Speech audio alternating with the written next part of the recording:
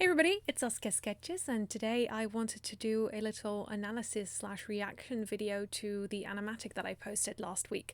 Yeah, I guess a bit of preamble. This song that I picked is from Epic the Musical, which is pretty popular, but I hadn't actually listened to the soundtrack before like literally a day before I started making this animatic, because I'd heard little bits of it here and there. I'd seen a few Wolfie the Witch animatics and heard a couple songs like come up on my YouTube playlist every now and then, and I liked it well enough, but I never really looked into it.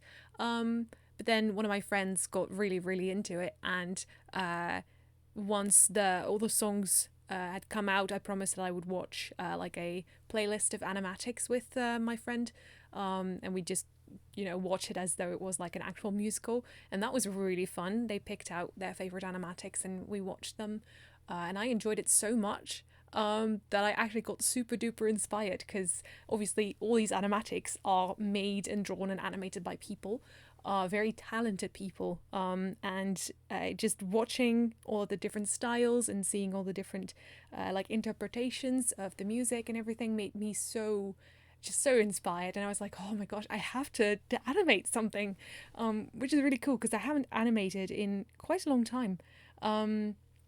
Because if you've been watching what I've been making for a while, you'll know that in I want to say 2021, new year of 2021 is when I made my first animatic and uploaded my first animatic. Before then I'd done a couple like traditional art storyboards, but that one was my first like proper digital animatic, with like music and everything, and I got like very inspired from there, and I made a ton of animatics throughout 2021 and 2022. Specifically, I made so many, and I enjoyed it so much, and I just it was so cool because I love looking back at all of those animatics too, because I can just see how much improvement there is between each and every one of them.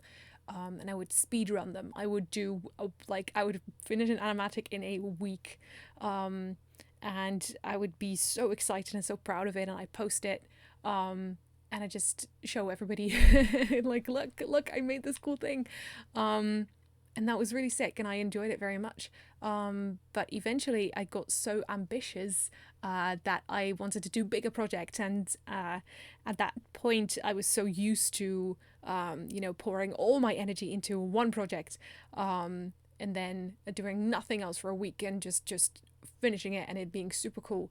The more ambitious I got, and also the sicker I got, the less feasible that was.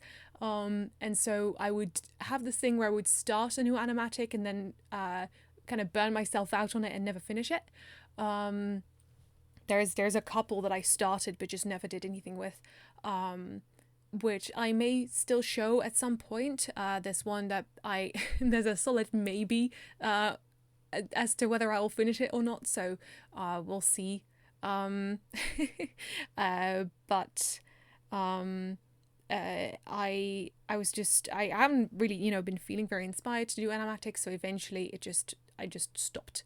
I did I started them here and there, but I didn't really do anything with them. And then at the beginning of last year I started getting really serious about my plush making, and I throughout all of 2024 I pretty much didn't draw at all. Like I have a couple pieces that I did.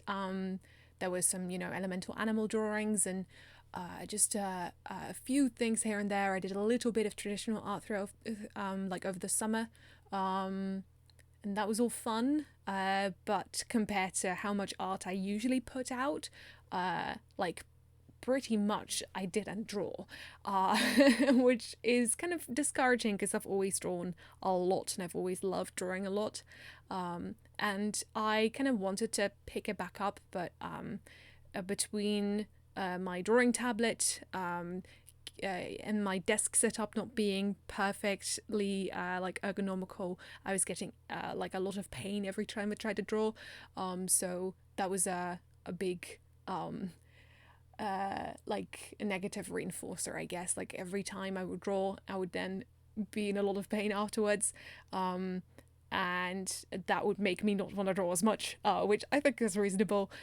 Same with traditional art, because I just don't really have the ideal desk set up right now.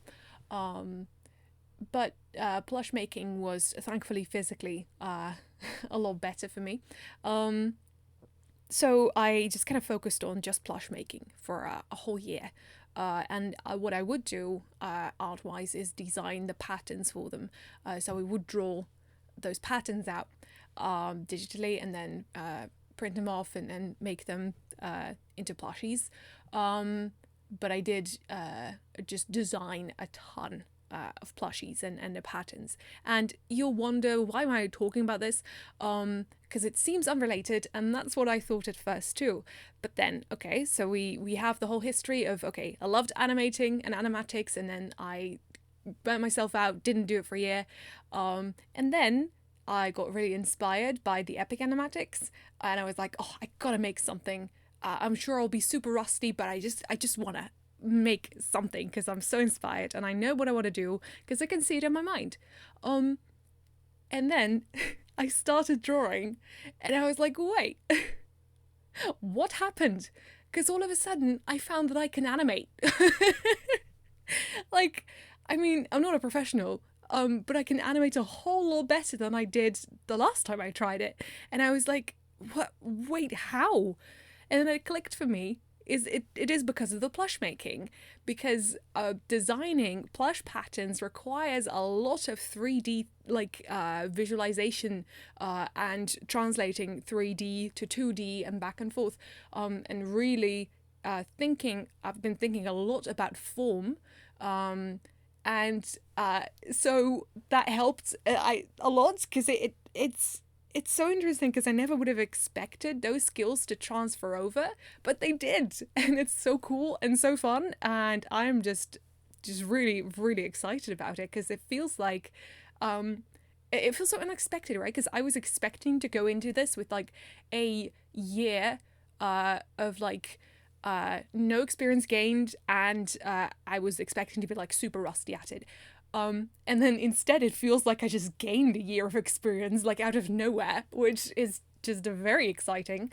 And I just it's been really cool and very inspiring, and I will talk more about this in next week's video because I'm just gonna make a whole like on my mind video about animation because it has been on my mind a lot, because there's other factors, other things I did that I can now look back on and think, oh yeah, this helped with my animation a lot as well. But anyway, I don't want to get too rambly here because this is supposed to be an analysis video of this specific animatic that I did. So this was I think, yeah, like almost 40-second animatic of a portion of an epic song. So the song in Epic, the musical, is it's a song that Zeus sings, and he introduces a couple of the other Greek gods. And when I was listening to it, I was like, wait a second, I've got characters that have all of these names. They're not the Greek gods, but they are named. They've had their names like inspired by them. And their designs are sometimes a little bit derivative of them, or like inspired by them, I guess. So I was like, wait a second, I can just draw my characters. And then it like sparked something in me, and I was like, I gotta do this now. And then I did like finish this in like a couple days, which was really cool. But yeah, let's get into the first shot.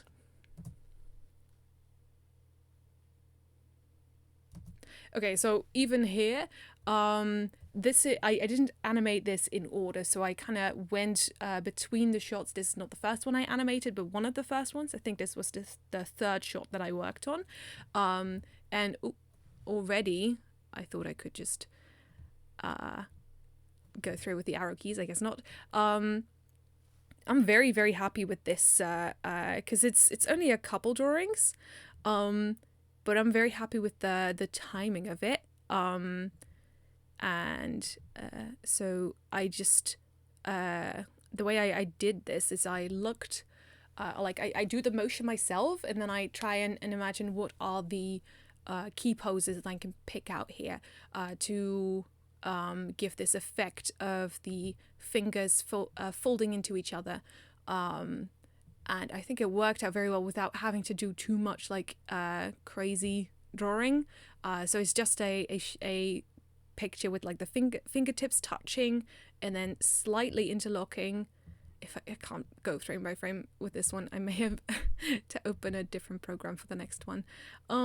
Fingers slightly interlocking, and then you jump to the next pose of the hands. But it just works so well, I think. It's just yeah, we start with another one here. Ooh, I can't go frame by frame. Anyway, we start like this. And then most of the motion happens here, and then you jump to there.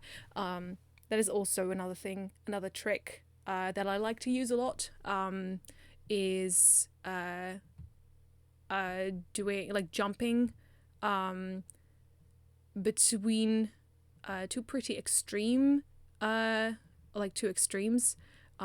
If I can't, like this one, so the hands are pretty far removed from each other here, and then it jump to immediately like fingertips touching, and then the next one is just a slight change, and then another bigger change, and then another slight change, and that helps really like highlight which parts of the motion are like the most important, I guess. So I like kind of pick out the keyframes, I guess. It's a little hard to explain, but I find that not drawing every individual frame or every individual step of a motion can really enhance what part of the motion has the most impact. So when I was like I mentioned, the part of the fingers folding into each other was the most important part for me. That's what I wanted to capture the most. So I guess, you know, this is just me discovering the basics of animation, I guess, but that's a neat trick that I like to use. Did I have anything else to say about this one in particular? I just really like this motion. And then here's another big jump, because I didn't particularly feel like animating anything like to this line specifically. I just thought this worked well enough. And then this blink I also quite like.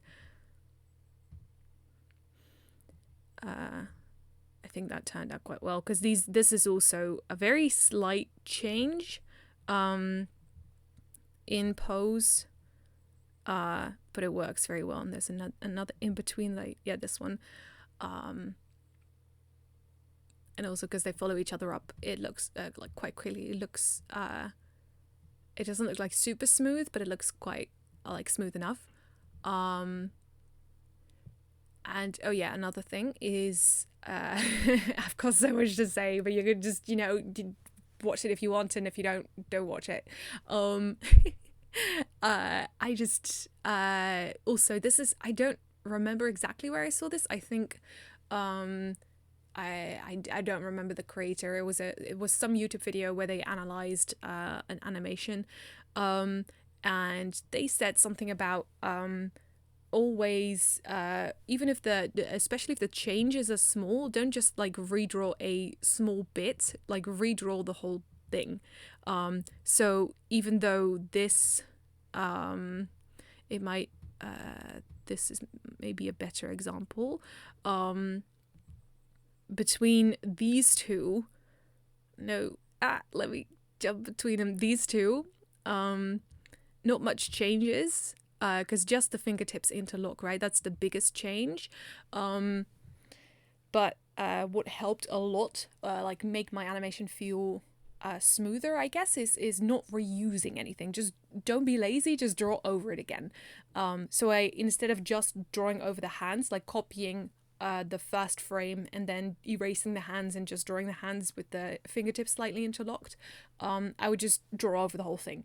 And I feel like it added a lot to making that feel smoother, I guess, because it feels very choppy. That's what I've noticed when because I used to do that, like reusing frames in a lazy way, because I do reuse frames because it's helpful, and you don't always have to draw the same frame twice, but if they if they don't directly follow each other up, but if they do, I feel like, at least for me, I've noticed that it looks a lot better if I just draw it over again, and it doesn't really, it most of the time it's not that much extra work. Except for like lip syncing, because I feel like for this one, it was because it really was like a teeny tiny motion. It wasn't necessary.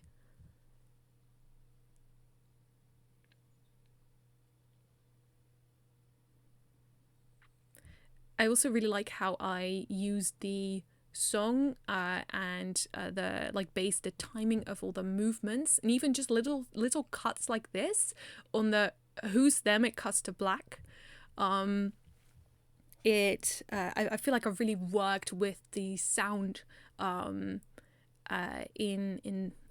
like incorporated the sound as a part of the animatic animation, and I feel like that was really cool and helped. And I, this is a classic SaskiaSketches title card. I love doing these things. They're so fun. Yeah, little light in the darkness animatic. It's like not canon. This is just an AU, I guess, or like whatever it is. It's just a fun little animatic. Maybe it could be canon, but it's not based on any specific part of my story. It's just a just a cool animatic animation that fit the whatever the song.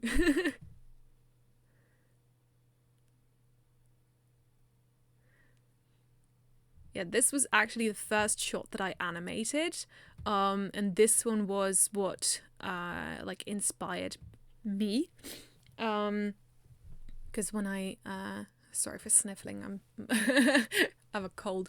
So this was what I when I was listening to the song and was thinking about, okay, I might want to animate this. This was the part that I had in my mind, that I was like, okay, I want to show Apollo, my character Apollo, from the back, and I want him to turn to the camera and like take a step and like look at the camera and snarl. That's what I wanted. And the first couple frames where I started with this and I was like, oh, okay, when you do a step, then you do a bit of a wind up, you have this paw that's going to come forth, and it's going to come forth a little bit more, and it's going to, like, he's going to step down, he's going to scrunch up a little bit, and then I just did that. Because whereas before I would have had to look at so many references, and like so many reference videos, and be like, okay, well, if I do this, then this has to be, this way, and okay, what is this pole doing? What is that pole doing? And like really, really, really like copy everything that I saw. Whereas this, I just kind of intuitively understood the movement and understood the key poses of the movement. Like I did have a reference here, but it was just a very vague reference. It's just here's a picture of a jagopod slightly turned away from the camera, and I was like, okay, this is kind of what I want. He's gonna go and take a step this way, and this is how you do that. And it felt so intuitive. And that was when I realized, hey, wait a second, I'm a lot better at this than I thought I was. Which I don't want to like insinuate that I'm suddenly like a incredible at animation or anything, but I am a lot better than I was, and a lot better than I thought I was, which is just really cool after a year of no experience. Like no apparent experience.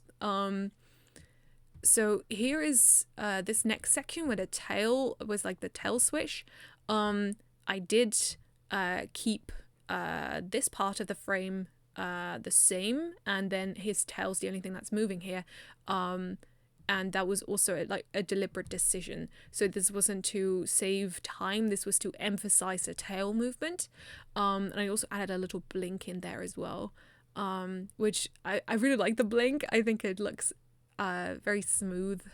But the tail too, like I've previously struggled so much with animating things like tails and like fire, or like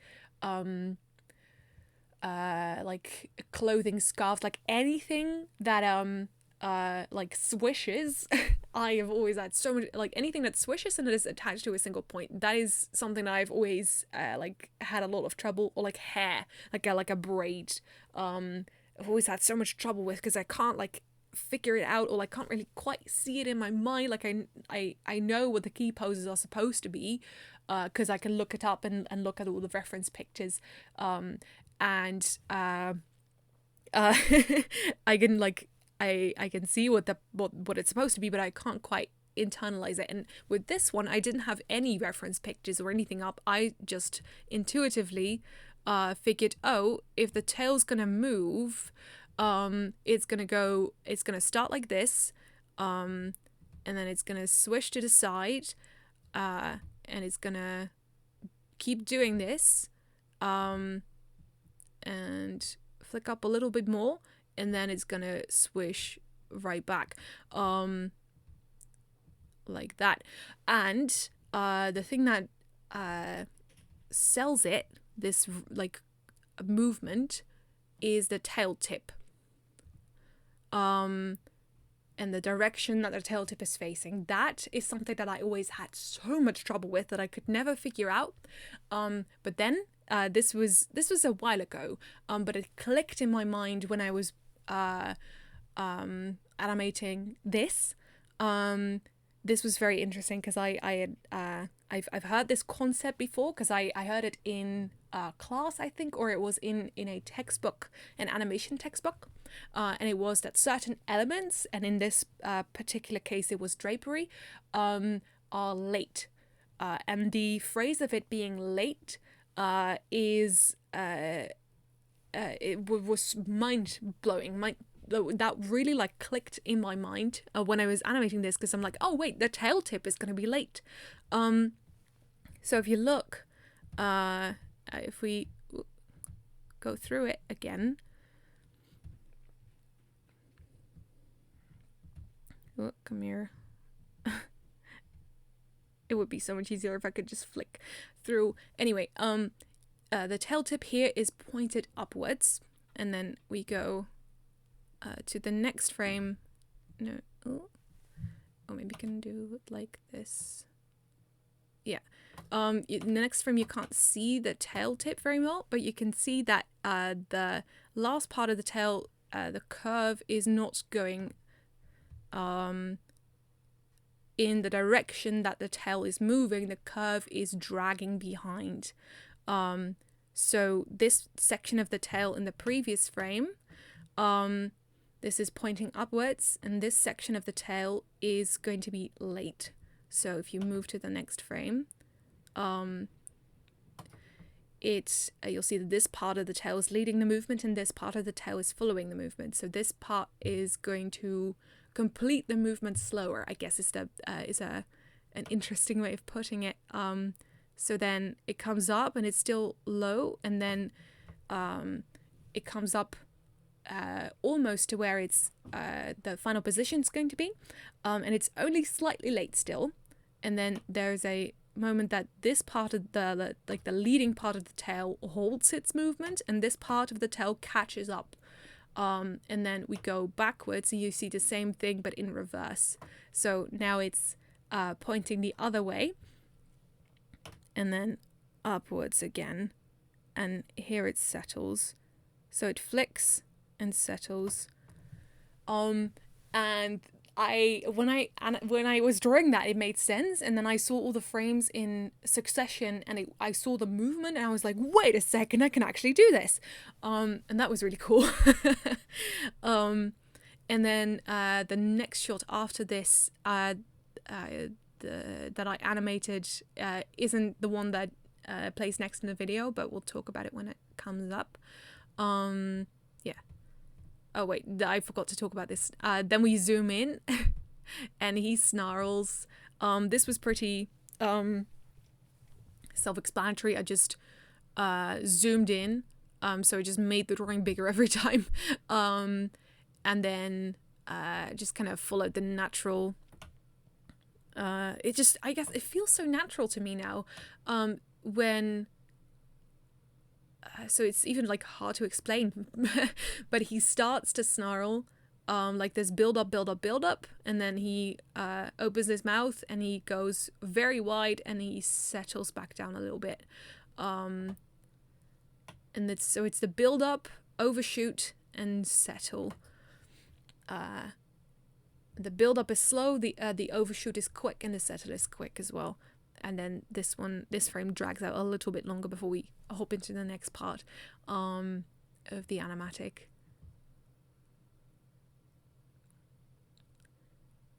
And this was the money shot right here. This was also the shot I think that took the most time. But this was when I was really like getting into it. This is like, okay, this is clicking in my mind. So the first part that I was after animating for the first 3 shots, I've been animating all day. I'd done those 3 shots, and then I went to bed and I could not get the image of out of my mind of this beautiful horse like stomping on the ground and the camera like turning around the body and then settling on the head. Which just, woo, I just had it in my mind and I couldn't sleep and I just wanted to animate, but then I woke up the next day and I did it immediately. And it took a lot of trial and error. I feel like if I were to do it now, I would be a little bit better at it already, which is just crazy. But it's, also because I've experienced it already. But this is also when I started using impact frames as well, because this impact frames is another one of those little tricks. This one I picked up from a Rubber Ross video where they did a I forgot what the name for it is, but like a Gartic phone animation with a bunch of really cool animators, and they made like a bunch of one piece very, very short animations, but the impact frames really, well, they had an impact, they stuck with me. So I was like, oh, I want to do cool impact frames. And then, with him stomping on the ground, that is the perfect moment to add one. Here, so we go through it, his hoof comes down and he stomps, and we go to black and white, and it gives and back to mostly black, if I can, yeah, mostly black into white, and then back to normal. And this is on the moment where in the music there is also a bam sound effect. So it like hits visually, and it hits in combination with the audio cue even more. So if I let it play, you can listen to it.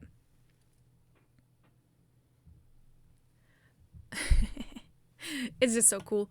So then, okay, so we have the hoof coming down on the ground, and then the camera tilts to a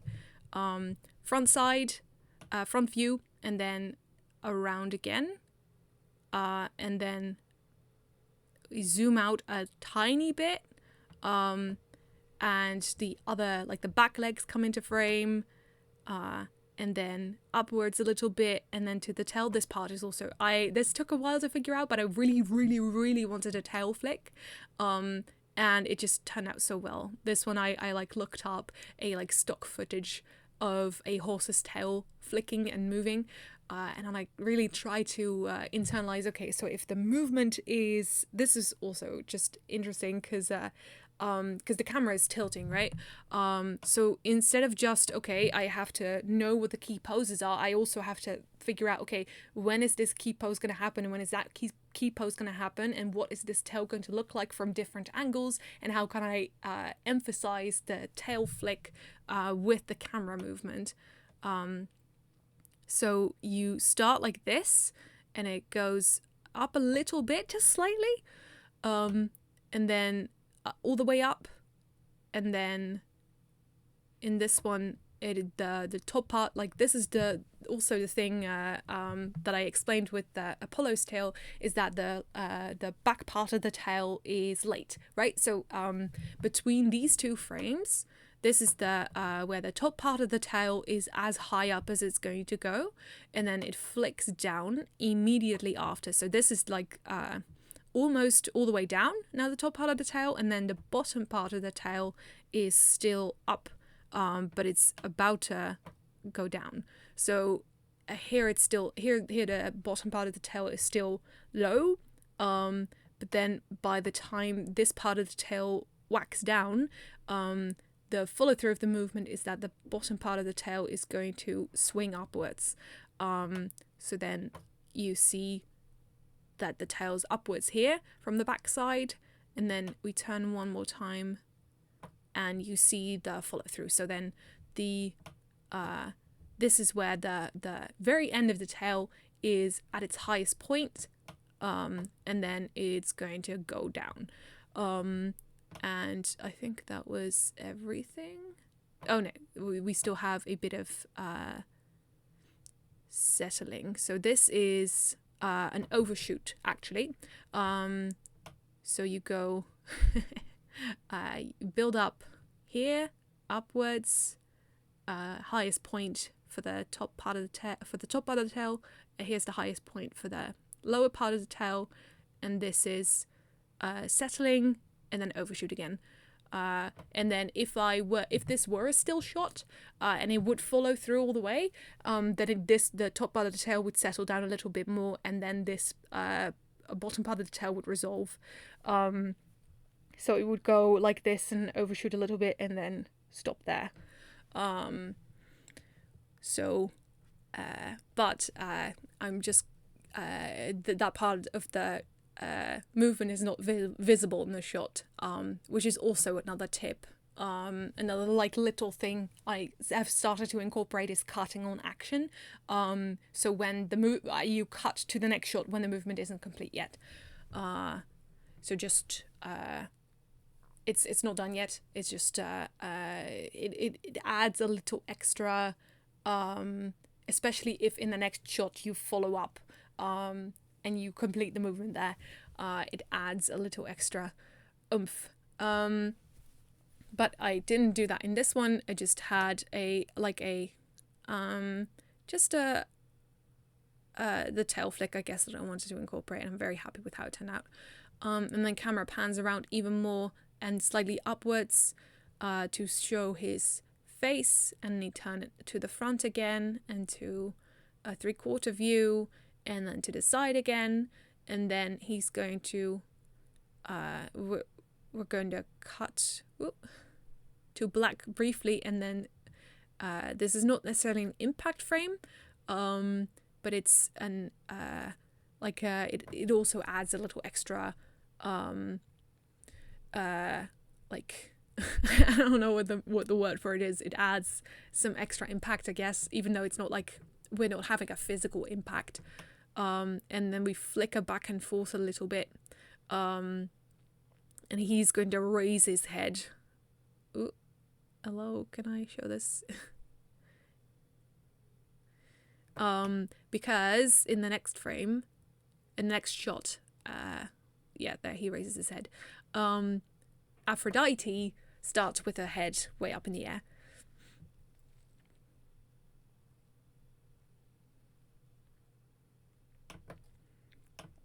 I quite like this shot. This was the second one I animated, actually. And this one was pretty simple. But you can also see that the style changes slightly, because what I was doing with this one is I have my whole This is just off the dome. There's no like first sketch layer or anything. This is just the first sketch layer. I'm just sketching. You can see like the guide circle there. She's gonna come up, and this is a very sketchy sketch, right? Like, and then the next one is slightly cleaner, because I'm drawing over top of it. So this is also where like it kind of, I don't know what specifically. This is just another example of, I guess, the 3D. How does the shape of a doe's head change when like over time, if she's gonna come closer, because she's like almost side, slightly 3/4, and then more of a 3/4 shot, and her ears are gonna turn back. Look at that back ear. It starts pointing forwards and then slightly backwards and slightly more backwards, and then all pinned all the way backwards. And then we go here, and then she's gonna shoot up a little bit and then a lot, overshoot, and then settle. And then we go on to animating the eye, like highlight. That's another thing, because Aphrodite, my character Aphrodite, is a very pretty dainty character.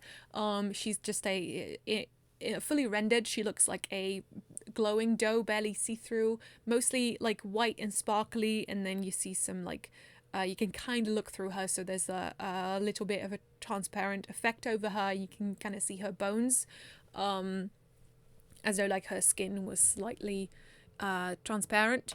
And then you know, this whole animatic is supposed to be like, oh, look at these like super intimidating characters. So it's like, how do I make her look intimidating? And then like pro tip, small pupils always make a character look more deranged. I think, yeah, this was a reused frame. So if you look at here, she comes up this part, and then you have the overshoot and then the settle.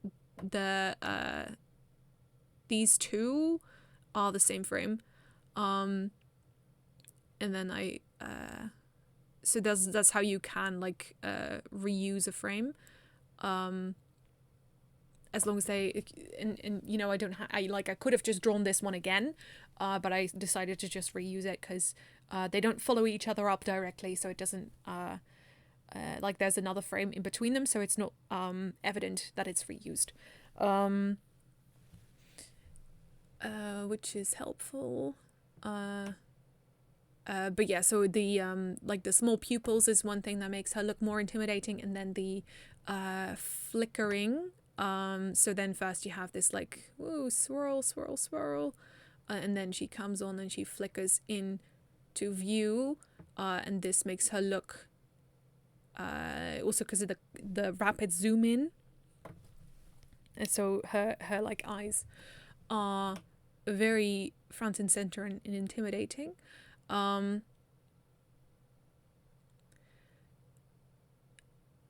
That makes her like, that adds to the intimidation factor. But the swirling thing here too, this is also something I just kind of intuitively figured how like that movement would go. So it's gonna start small, it's gonna change a little bit, and then and like the bigger it gets, the faster it gets to, the more distance it's going to travel. But we're just gonna follow a circle basically, and the circle's gonna get bigger and bigger and bigger and bigger, and then we go into this part of the shot. But you know, this is something that I just kind of intuitively figured out. It's not really something I can just like explain super well, but it's also very interesting that I just have this intuitive knowledge of how to do this now. And again, not saying it's perfect, but it's, if I wanted to do something like this, I couldn't have just imagined it like a year ago. I would have had to like look up at 1,000 examples of how others do this, and then like find like make a mediocre copy. And I'm just very excited that I can just pretty easily like intuitively figure these things out now, which just makes for cool shots.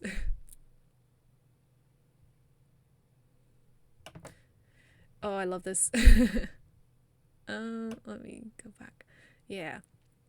So this was, I animated Apollo first, and then Aphrodite, and then myself at the beginning, and then Hephaestus, and then I moved on to this one. So by this time I was coming off that Hephaestus shot and was like, oh, I want to do something more simple. So I just have Ares, we start like this, and then he leans forward slightly and then upwards. So we go from side view also to like almost front view, low-key 3/4. And I really like this one, because again it also just this looks a lot cleaner too, because at this point I was like, okay, I'll do like a slight first sketch layer, because for Hephaestus I did do a first sketch layer to just get the movement down first and then draw over the rest of the character over top. So we start here, and then this is the thing that I mentioned as well, is we do a slight change for the build up, and then we immediately shoot to this section. So if a movement feels fast, you do a slight build up at the start of it, and then you make the jump, and then the follow through is also fast, or like I don't like, okay, so basically I'm having a hard time explaining this, but slight changes for the build up, just a little bit, and then a big leap, and then slight changes for the follow through, and that adds like the impact to this part of the movement, because he goes wham immediately. And then here for the growl we also have this is build up, this is build up, this is build up, this is build up, this is overshoot, and then this is settle. The lightning was really annoying. Like I don't know how to do lightning, so just gonna do some squiggles and like follow them up quickly and see if it makes if it feels like it's moving, which it is. It does feel like it's kind of crackling a little bit. I didn't think about this until too late, but I figured next time I want to do lightning, I would look at probably like Avatar: The Last Airbender with Azula, or Castlevania with I think Cypher had a bunch of lightning attacks too. That might be interesting to study next time I want to do lightning, but for this one I just wanted to get it over with. I wanted like an easy shot that I could do and be proud of. And then we have some more flickering at the end to transition to the next shot, and also kind of show Ares's power, or like powerful energy, because Ares is my character Ares is a little bit like I don't want to say he's like super unhinged, but he, you know, he's got an edge to him. He's a lion. He's dangerous. And then this one, ooh. This is like it looks like a simple shot because it's quick, but I am very happy with how this turned out, so yeah, there we go. This, I drew so many more frames for this one than I used, because I had basically the frames to make this very smooth, but then I ran into the issue where like with this especially, I had like I think 2, maybe 3 additional frames of her landing for this jump. So we had like the paw coming into frame, and then like her coming into frame more, and then barely touching the ground, and then touching the ground with an impact frame. I cut all of that out because of what I said, what I explained here for this one is you want a slight build up, and then if you want this part of the movement to like have a big impact, you don't do a lot of frames between those two. So when she was leaping down, even if I had the frames follow each other up in quite rapid succession, it still kind of felt like she was just kind of slowly falling towards the ground. Where I really wanted her to like go really like jump down, bam, especially on that bam in the music as well. And I wanted that impact to like really have some like oomph to it, and by cutting out all of what was in between here, that really made this impact feel like an impact, I guess. Yeah, so these lines are also there for like extra impact. So it's a tiny bit of like foreshadowing build up with this paw here. Then she comes down, bam, and then she settles. She takes a couple frames to settle. And then also the tail is gonna be late again, so she's already landed. This tail is slowly gonna come down, and then settle there.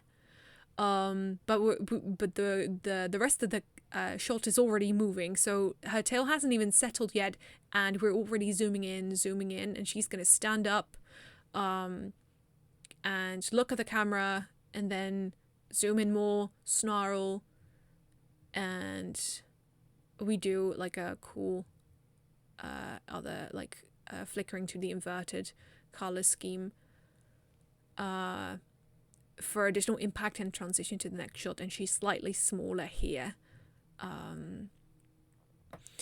Yeah, I don't know what else I can say about this one. It took a bit to figure out, but I'm very happy with how it turned out, and also because again she like lands and has that impact on the I don't know music, guys. I am a visual artist, so I don't know the terms for it, but she lands on the moment when the music goes bam.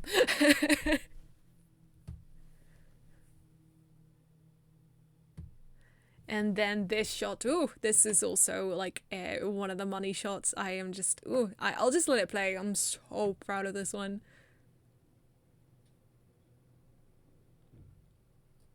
Oh, that feels so good, dude. Oh my gosh, I'm so excited about this one. Because this was, at this point, I had animated everything up until this shot. So I just had to like kind of finish it out. And I had put all these things to music already. I was so excited, and I told my friend about, I like told all my friends about it, and then I spoke to one friend of mine on a phone call about it, and we were all like, we were so excited about it, and that inspired me even more. And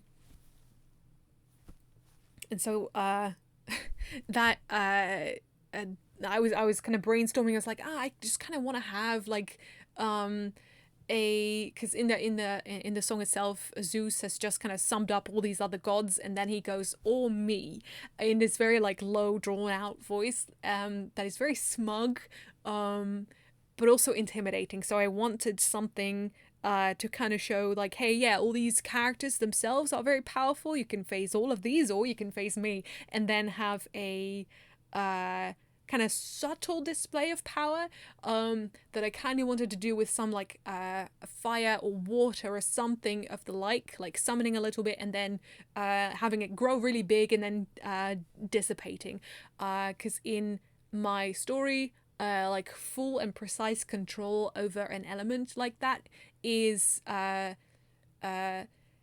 intimidating, I guess. That requires a lot of skill to do as a magic user, because you can like summon a whole bunch of fire and set everything on fire, but then if you lose control over that fire, well, good luck.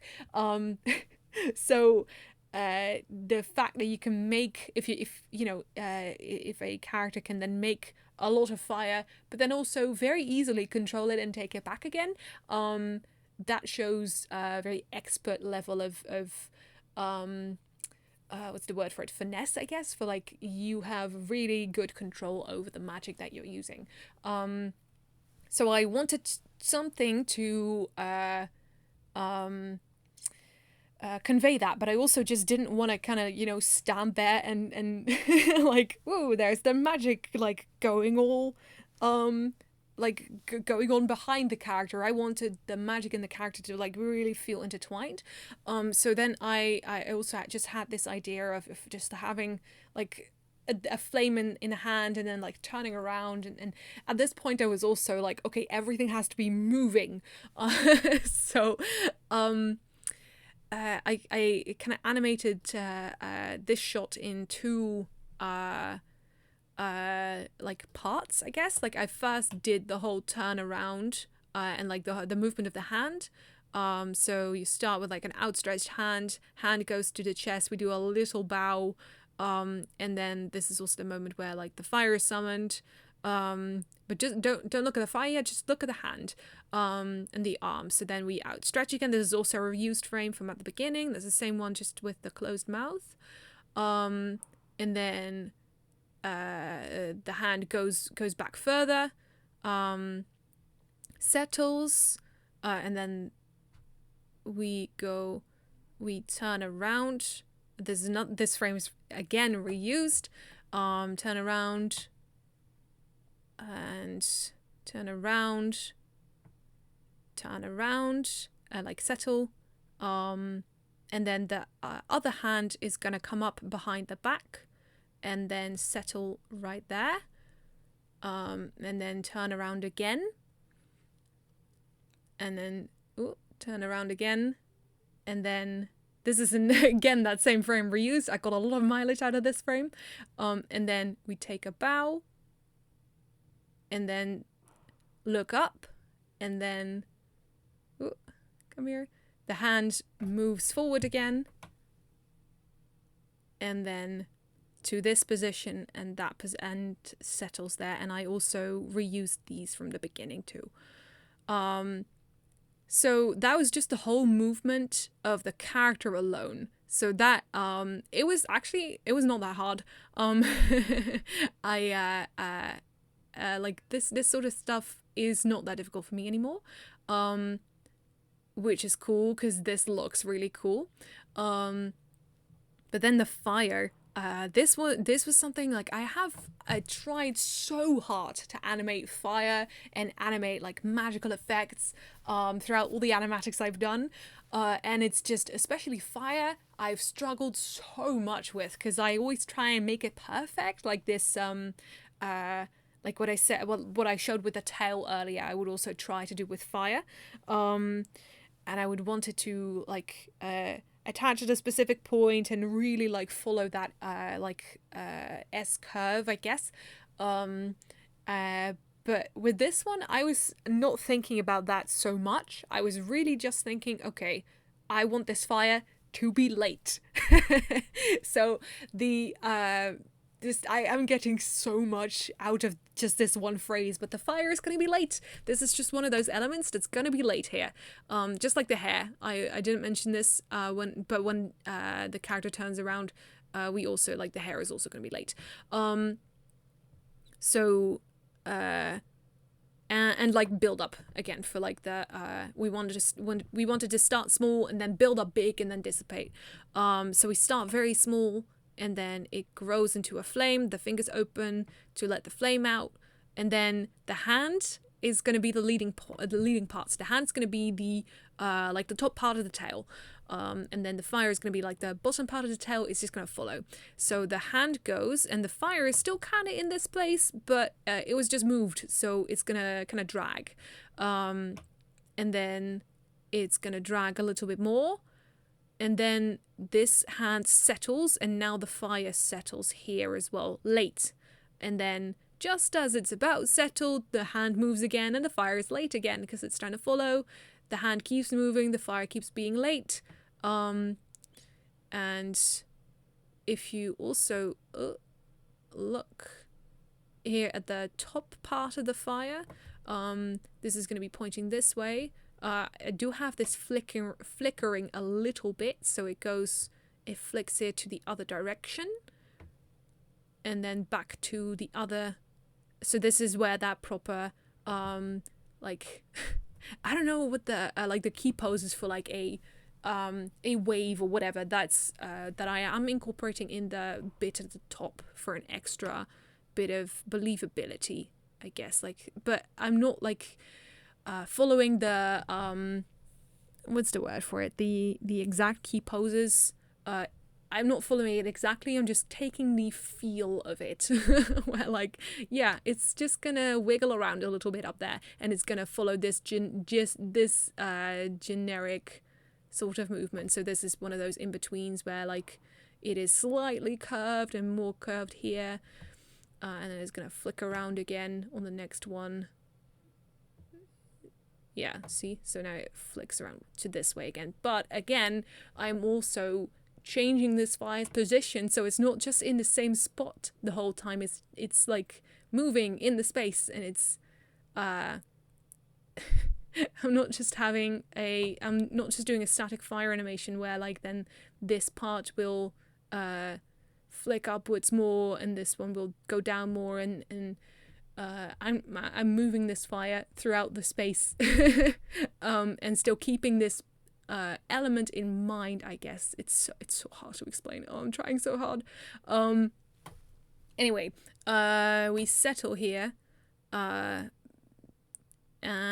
then the fire suddenly grows a lot bigger. So we have this part, and then it's gonna come up a little bit, it's gonna come up more, and it's gonna come up more, and you can again see this part of the fire, this like little bit is gonna again like follow this. So it's gonna, you look at the tip, it's curved all the way, it's curved a little, come on, it's curved a little bit less, and then it jumps upwards, and then it's gonna curve the other way, and curve the other way. So it's bigger, bigger, bigger, and then we turn around, and then turn around more, and it's gonna grow bigger every frame. Turn around, whoosh, like you can almost can't see it anymore.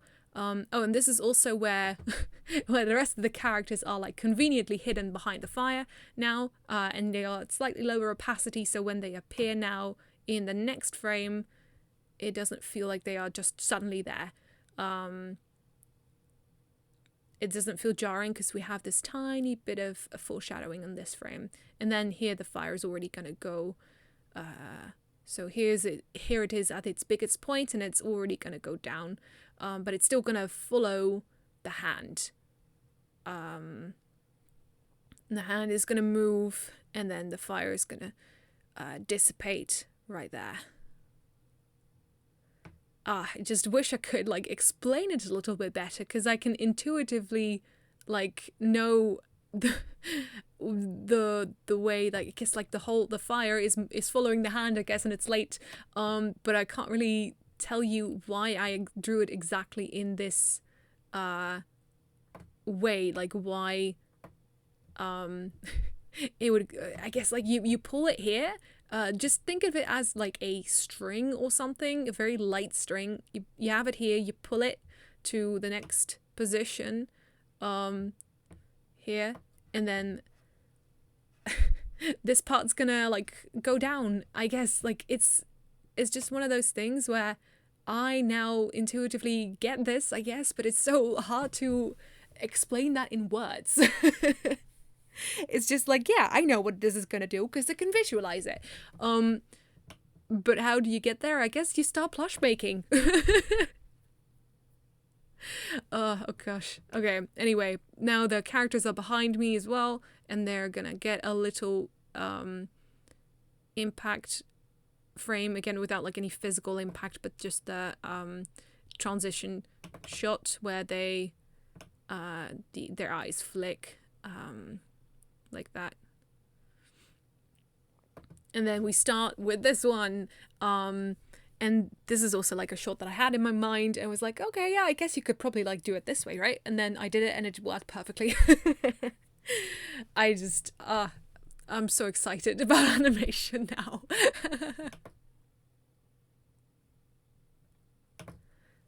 Ooh, come here. Yeah. So it's honestly, it's pretty simple. It looks more intimidating than it actually is. There's one more in between here. Yeah, come here, can I capture it? Yeah, so we have the characters all in a lineup, and then we turn the camera around to 3/4 view and then a side view. And they're all going to say something at the moment the characters say something in the music. So he's going to say something, he's going to turn towards the camera, and he's going to turn back, and the camera is going to zoom in on Hephaestus. He's going to say something, and he's going to go with his face upwards. And then, because Aphrodite's thing that she says in the music is, she's just going to look bored and go down, kind of flop to the ground. If I were to animate this now, I would add just a couple, like, I added a couple speed lines, but I probably would have done a couple more to really sell that movement that she's just letting herself fall to the ground. Those little speed lines are also another trick. I just figured I just learned a lot of little tricks, and I'm starting to apply all the little tricks, along with like a better idea of how to visualize this sort of stuff. And then Ares comes in, and he's gonna snarl and turn, and zoom in, and then Hera is gonna so like in the song she says groovy in a very like ooh, that's interesting sort of voice, but that doesn't really suit my character very well. So I just had her say it as though it was sarcastic, so she's just looking up like ugh. But then we zoom in on her eye, and she is like getting a little bit angry again, and like it's so we start bored, and then and then just this last part is just a flicker between the eye and between a sketch of me. Ooh. And this I actually really like. Ooh, come here. Can we get this black one? Yeah. And that was the animatic. And that was all that work, and it wasn't even a minute long. Like, it was so much work that I could talk about it for an hour. You know what I'm saying? Ooh, what's happening here? At least my audio is still recording. Anyway. I really hope that the video recorded, because it just suddenly cut off. Oh, 1 second. Let me check. Hello? Do we have video of what I just recorded, please?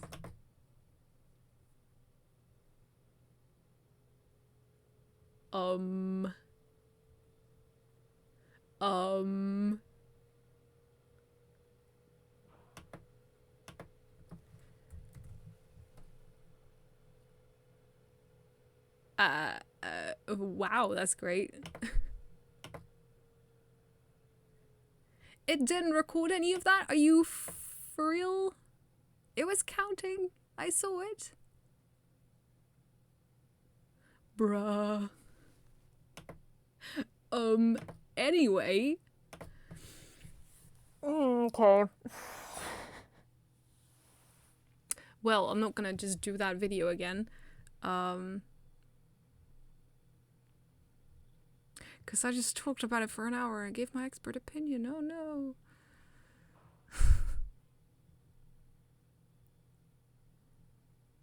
That is slightly cringe.